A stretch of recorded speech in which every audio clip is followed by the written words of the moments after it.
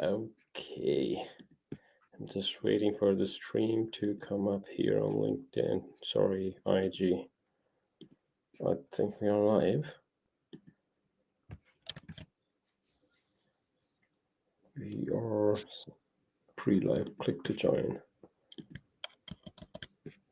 Huh, it didn't go live on LinkedIn. Damn. It didn't go. Oh yeah, it's going live on IG, but we've got. Okay, it's coming. It's coming up. Good. Perfect. All right, everyone. Thank you for joining this awesome, amazing webinar. My name is Nish. I'm your host from Honest AI. I'm the founder of Honest AI. At Honest AI, our goal is literally to be honest and upfront about AI. I know there's a lot of hype about AI. People are getting excited, but our goal is to really be unbiased and bring stories from both sides of the equation and not draw any conclusions. Let the audience draw any conclusions. I'm a LinkedIn influencer. I believe in ethical AI development. That's why when we spoke, Aaron and I and Brett, I was so excited to have you on the show because you do have a lot of principles around building or creating videos or creating with AI with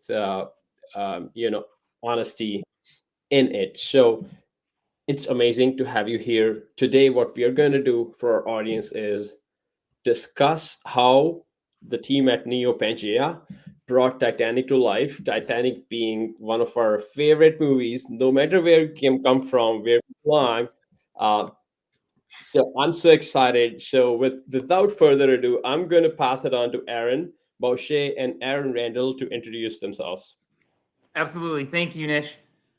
So yeah, we are Neopangea. We tout ourselves as a creative partner for imaginative brands who dare to dream. We are based in West Riding, PA, but we actually have employees all over the country and even in Canada. One of the things is R&D and innovation is sort of a part of who we are. We won our first South by Southwest Innovation Award almost a decade ago for work we were doing in the AR space. And we were very early adopters of that space.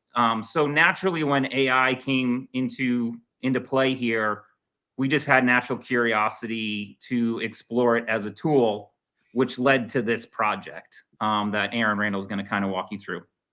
Yes. All right. I'm Aaron Randall, NeoPangea. I'm the AI design technologist here, so part of the R&D team, and so just share what we've been up to. Amazing. Thanks for the intro.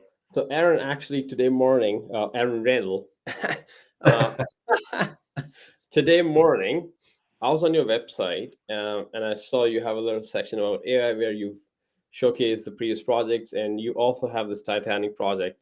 And I was stoked by, there's a scene in that, um in that movie that you created where people are walking on the deck. Mm-hmm. So tell me how challenging it was to actually take a photograph and convert it into people walking on the deck. Let's Yeah, start with that. absolutely. So the tool that we used is Runway for motion. And we actually got the images from a public domain site for the Titanic images. Now, unfortunately, a lot of them are low resolution images. So what we would have to use is a Topaz Labs. So that's the software that we use to actually upscale these low resolution images from the public domain sites. So we upload it into Topaz Labs, and then you can actually upres them to like 8K resolution, so on and so forth. So we just upres them like 4K resolution. And sometimes we take it into Photoshop and clean it up a bit, whatnot. But and then we take that image into Runway, and then we add motion to it. Now, So with the people, it gets kind of finicky, right? We have some hallucinations. People walk backwards. Hey, I want this guy to move forward, and so on and so forth. And sometimes you gotta, I put in bold caps, like, all caps. Don't move, or move forward, move this way, and but the best thing to do is you got to use an LLM, like a learning language model, which is like ChatGPT or Grok, things like that. So what I like to do is I upload the image into ChatGPT and I ask it, I need an image to video prompt, or I to V, right? Image to video prompt. And I want this person to move forward. I want, that in that kind of thing. And so you gotta have, the best thing to do is have a robot talk to another robot, right? So as funny as it sounds, it's the best. You get the best results that way. I've tried it many times on my own and failed many times. So the best thing to do, use ChatGPT, use Grok or whatever LLM model, and then copy that prompt into Runway or the other tools, and you will get better results. Now, as far as the curation process is very important, is really key. I mean, we one image I can go 20 generations, 20 generations. So you have to have patience too. So and sometimes you got to tweak. So you're it's a trial and error. It really is. It's trial and error. And a lot of times the humans do, they walk backwards. And so you kind of have to just tweak the prompt and go back and forth with ChatGPT and Runway. You got to go back and forth, and then you kind of you get your your refined prompt, and then usually it works, and you can just keep using it and using it. So that's kind of like the real quick explanation. You brought up a very interesting point. Let the robots talk to robots. Yeah. So, Yeah. as unnatural as it sounds, but I mean, these days we've got ChatGPT talking to ChatGPT, and the Mhm. other day we had an instance where a robot called a robot, and then they later realized that the other guy is a robot, so they start talking their own language, which was mind blowing. Yeah. So, robots talking to robots. Other than, well, actually, let's take a step back. How did you promptize, or how did you lead ChatGPT to promptize? What was the process with? How did it ultimately get to a point where it was working for you on every image, or did you have to always tweak on every image that you're trying to um, Mhm. bring motion into, if you understand? Yeah, absolutely. So it depends on the image that you're trying to add motion to, right? And the good thing about Runway, and I will demonstrate in a little bit of the camera motion, but it's in generally, like, you just have to just you kind of have to train ChatGPT, right? So you can just use natural language, and let's say, hey, I want, X, Y, and Z to happen in this motion, right? And I'll put the prompt into Runway or whatever, and it doesn't work. And and then I go back to ChatGPT and I say, hey, this person's still walking backwards. I need to make sure that,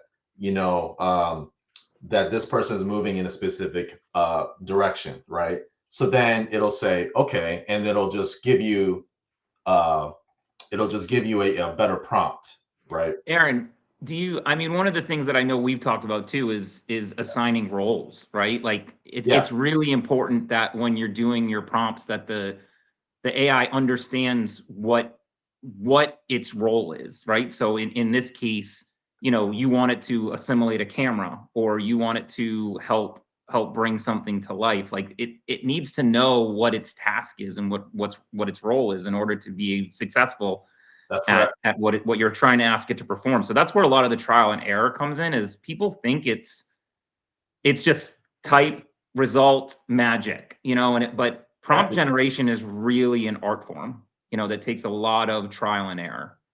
That's yeah, yeah. You hit the nail on the head, Aaron. It's like writing a script for a film, right? And you go through different versions of that script, and so you got to go through the refining process. And and that's why human touch is still needed in the world of AI. And that's why the whole fear of, oh, AI is going to replace humans, not necessarily.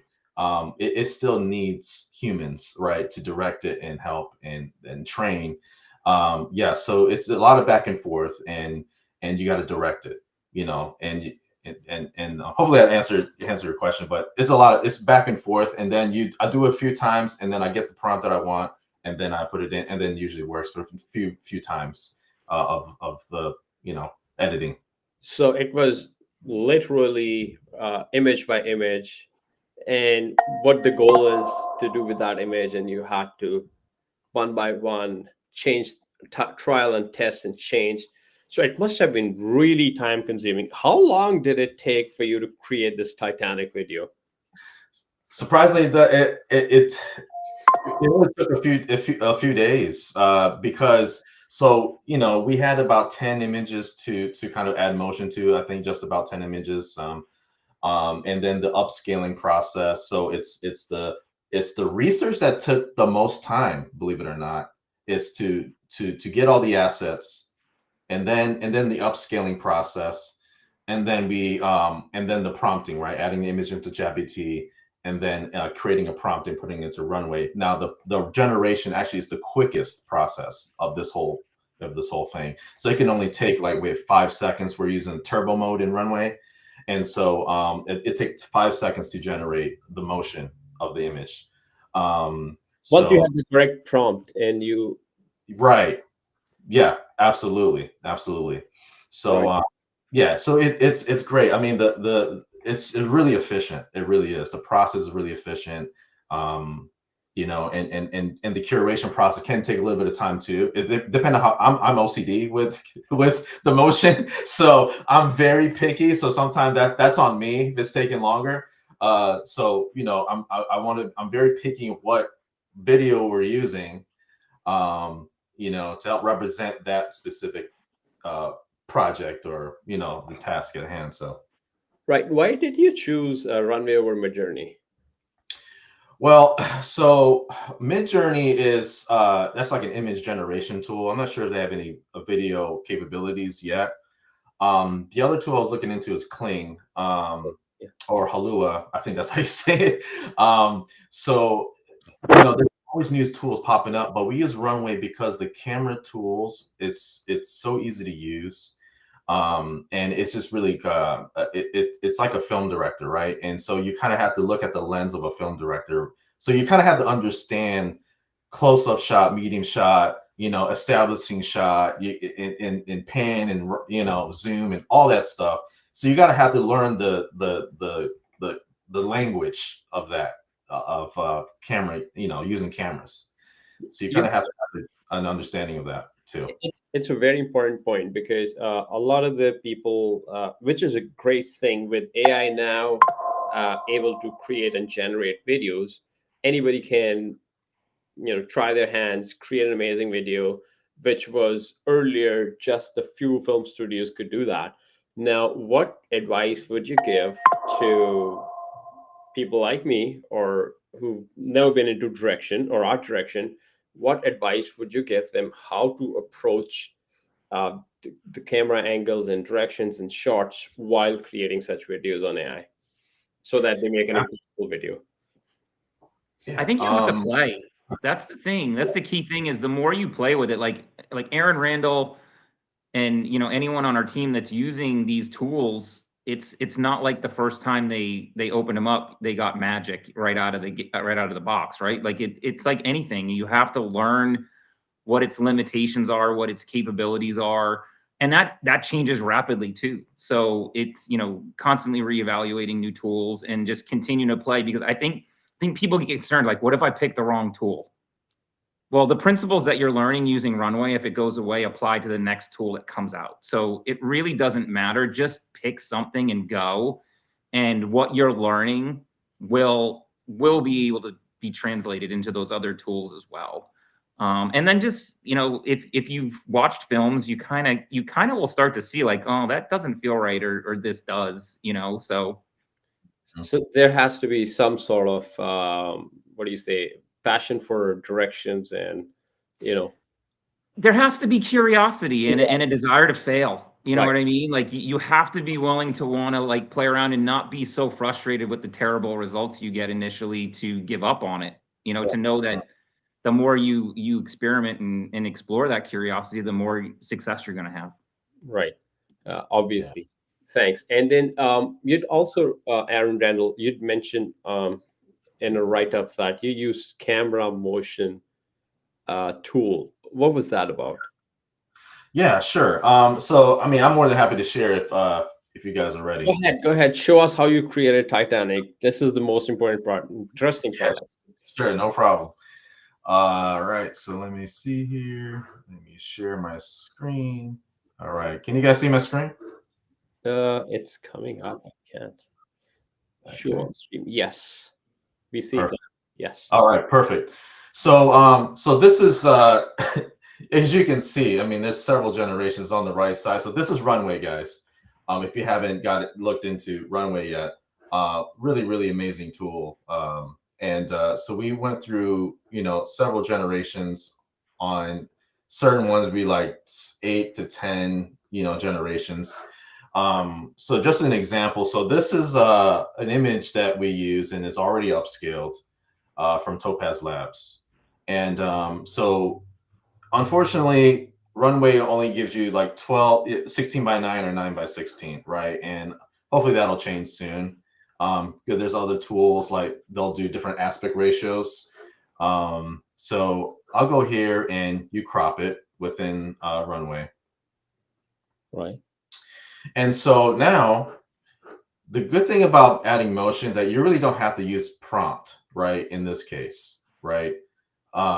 So we'll go here on, make sure my turbo mode is on, and then you go into camera controls. So when you select camera controls, you start to see all the levers and buttons, right? And this is where you got to put your film director hat on, right? And as Aaron mentioned, curiosity. Sometimes you got to have a lot, sometimes you got to maybe study films or whatever, and that could be helpful. Kind of learn like the basics of filmmaking, camera, how to, point your camera. So basically what we're going to do is that we're going to add a little bit of motion into this. So we're going to do there's a zoom button. So it kind of has like this little frame that kind of appears and kind of zoom in, kind of represents it zooming in. Now the more you go to the right, that's how fast it's going to go, right? And so we don't want the camera to go fast. So we want it to kind of have a nice steady slow zoom. So I like to keep it at like that first notch there. Right.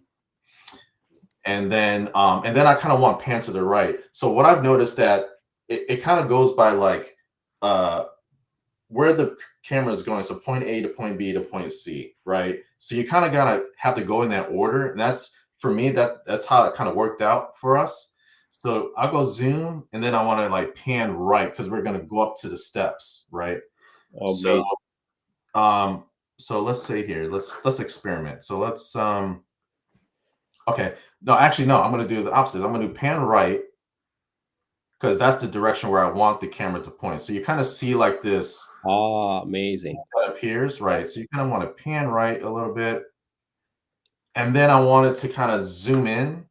So because we're like first person view, and so we go up to this infamous steps as you see in the movie Titanic, and then we kind of zoom a little bit, and then I kind of want the camera to tilt because we're going up the steps. So Right. that's point C, like that's point C. So I'm going to tilt the camera. As you can see, it can go up and down, right? See that tilt? Yeah. Yeah. You Yeah. want to tilt that camera up, and then there you go, right? So we're going to generate that and see what happens here. So one of the things that's interesting about this is I don't know if people are familiar with Ken Burns. Like he popularized an effect that was like classified as 2.5D animation. And it's something that was all done by hand where you would take a photograph like this, you would cut out that foreground object of the statue and the staircase, and then you layer those objects back on top of one another and create a camera in After Effects or a compositing tool and create this movement as well manually.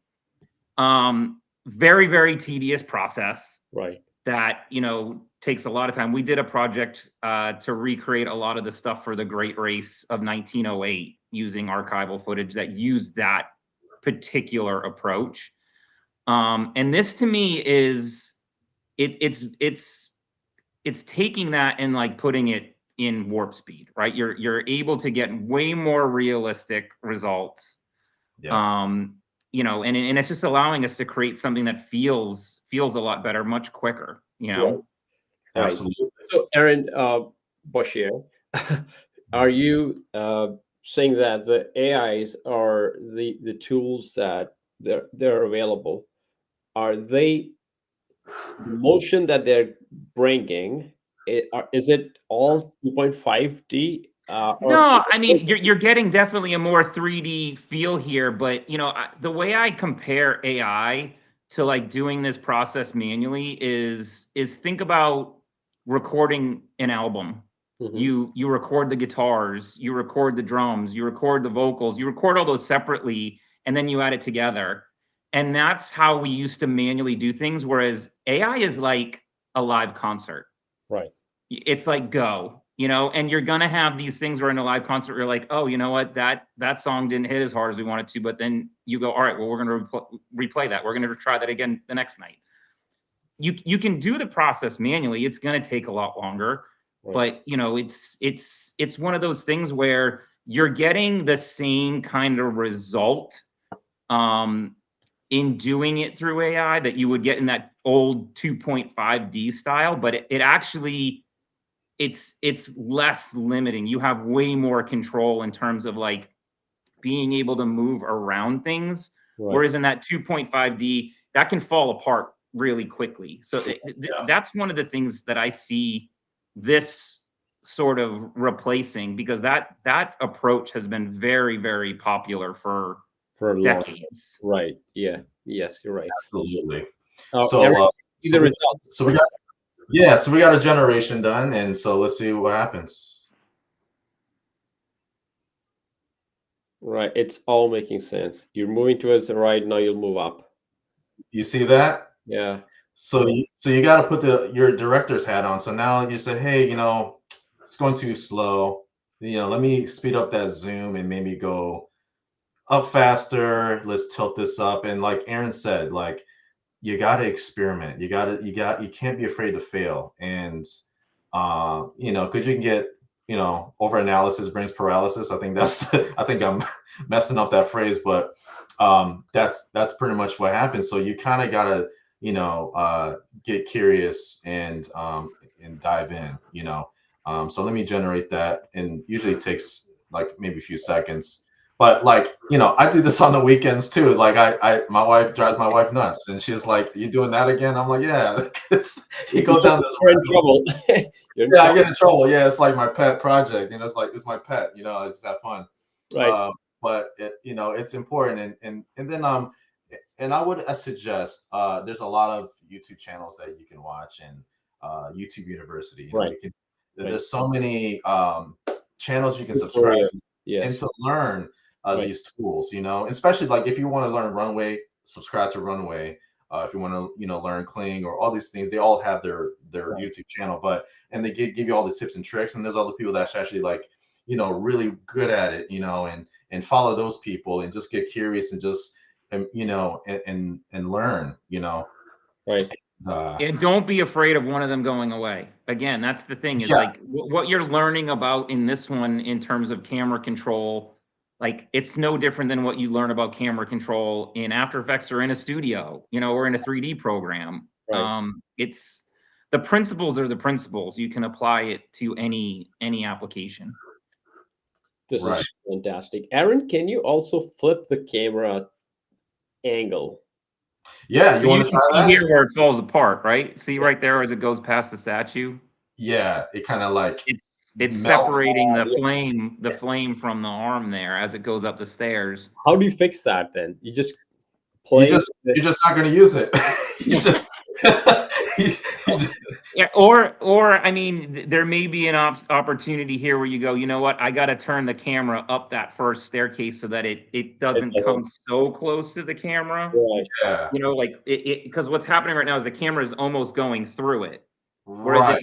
if you turn it a little bit more this way, so that it pans out off to the side before that starts to fall apart, you could actually potentially salvage it. Right. I'm going to do a bit of a time check. So we have 5 minutes before we end, and I have one question, and then there are a few questions on the audience as well. We'll try to get to them. So, how do you balance ethics and Yeah. lead generation? Because the other side would argue that you are basically taking what's theirs and you're recreating something, so I should be involved or I should get some royalties. So how do you balance, and what's the fine line between you know Well, so again, as and- Aaron mentioned, these are royalty-free images that we're working with. So they are public domain. It's no difference than like Winnie the Pooh, Blood and Honey coming out. Exactly. But in that same regard, we are dealing with real history here, and we work with a lot of museums. So it's very important to have those conversations, and make your viewers and audience aware, as you would with any recreation. I mean, none of us know what dinosaurs looked like, or how they moved, but we've got enough data over the years now from what's been created through recreation. I don't care what the tool was, whether it's 3D or whatever it may be. Like, we've created a lot of things that help us visualize what a dinosaur looked like and how it moved. Yeah. um, this is really no different than that. And our goal, the goal for us is really, how do you enhance history versus alter it? Hmm. Yes. Right. right? So basically it's a bit of a common sense as well, right? Don't steal images, don't steal content, but if it's Yeah. available in public domain, if it's not copyright, go ahead, use, put your creativity, generate something. It's good for humanity anyway. Yeah, and I actually saw there was a post on LinkedIn recently where a woman took old photographs of her dad in Vietnam and ran them through. I don't know what tool she used, but she added motion to them, and it was, if you think about it, for someone that might have pictures of a family member that they never met, Right. to be able to bring them into these tool sets and get a sense of life and being out of them, it's powerful, and I know it's artificial, but I'm not a big fan of the term artificial intelligence. Someone else called it something else that's escaping me right now, where it was a different word that started with an A, and it it definitely resonated more, where it was more like, and something it was about it being more enhanced than it was about it being artificial. Artificial intelligence is intelligence, and Right. Yeah. that's one of the things that I talk about a lot about on LinkedIn is that intelligence is intelligence. Doesn't matter. We are going to have humanoids living with us by 2050 or hopefully soon, and doing household chores or Yeah. maybe babysitting, right? So how do we want to interact with humanoids? Do we need to be more loving and caring to them so that we are a bit less worried about AI destroying humanity? So sorry, we have 2 minutes. We have a few questions. Fawaz is asking, how does AI achieve industrial transformation in the cinema industry? So, how do you basically see AI hand in hand with Hollywood? Because Yeah. there's a bit of a anxiety in Hollywood. Last year we saw a big strike. So, how do you see that going forward? As someone who worked in visual effects for a long time, and seeing what that poor industry has gone through with, not being unionized and such, and it's tough, because there's certain things that you want to see be held true. But if you think about it, if you learn how to use these tools, it allows us to get more content out quicker. It it really does enhance things, and it removes some of the mundane tasks that maybe we don't want to do. I mean, I hated rotoscoping. The fact that I might never have to rotoscope again is Right. amazing. Like, Yeah. let us focus on the larger creative challenges and solve those. I still don't think it's quite there yet. We're close. I think you saw James Cameron said it's not being used in the new Avatar movie at all, but it's probably because it's not at that level yet for what the type of work he's doing. Right. But Yeah. that doesn't mean it's not going to get there, and just allow us to put more and more and more and more content out. So it's coming, and it will take people's jobs, but if you're using it and you know how AI can replace you, you actually have a place in an AI world. Right. And AI this that people are not going to replace AI is not going to replace people, but people using AI will replace people. the people, right? Yeah. And recently, it was Superman Doomsday, and they it was one of the last episodes of Superman and Lois show, and they used Wonder Dynamics and to create Doomsday. So it was a 3D model of Doomsday, and they used this. You don't need a mocap suit anymore, so you can be in your office and then add motion to your character with Wonder Dynamics, and the Wonder Dynamics will replace you with the character, and you can act, and the results is beautiful. um so it is affecting, it is affecting the VFX industry. Technicolor, as you heard recently, like a lot of these VFX house, they're shutting down. And it is a huge investment to use VFX. It But is. then, not sure if is it because of AI. I'm not entirely sure.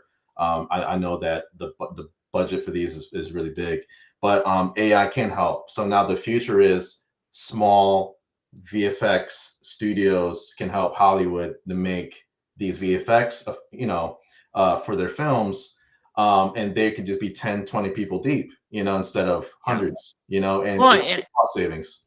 I also think the thing that's important here too is think about the ability for a director to stand behind somebody and have feedback of like, hey, I want less of this or more of this, and you to be able to do these tests in a bit more real time before you bring it back into the computer that needs to render it for hours. To be able Yes. to take a shot that you already created and spent a lot of time and just make some tweaks and adjustments through an AI platform very quickly, Yeah. to allow that director to then see a result that they're happy with conceptually, that you can then bring back into your high resolution rendering platform to get it exactly the way he wants it. That's going to allow so much more collaboration and things to be exactly the way the visual storyteller wants them to be.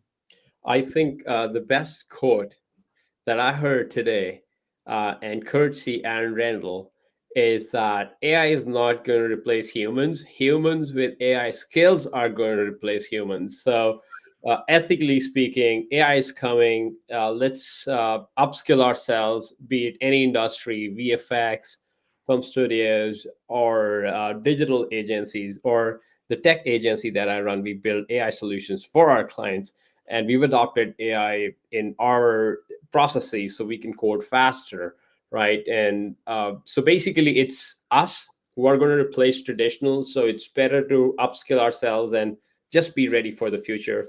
Well, thank you so much. I know we are 3 minutes over, but big thanks to our audience for joining and listening in, and thanks, Aaron into two for joining. It was an amazing session. Thank you so much for coming and educating our audience. For someone or for anyone who's looking for creating digital experiences, museums, or in corporate world, please reach out to Neo Pangea as well. Thank you so much. Thanks again, and have a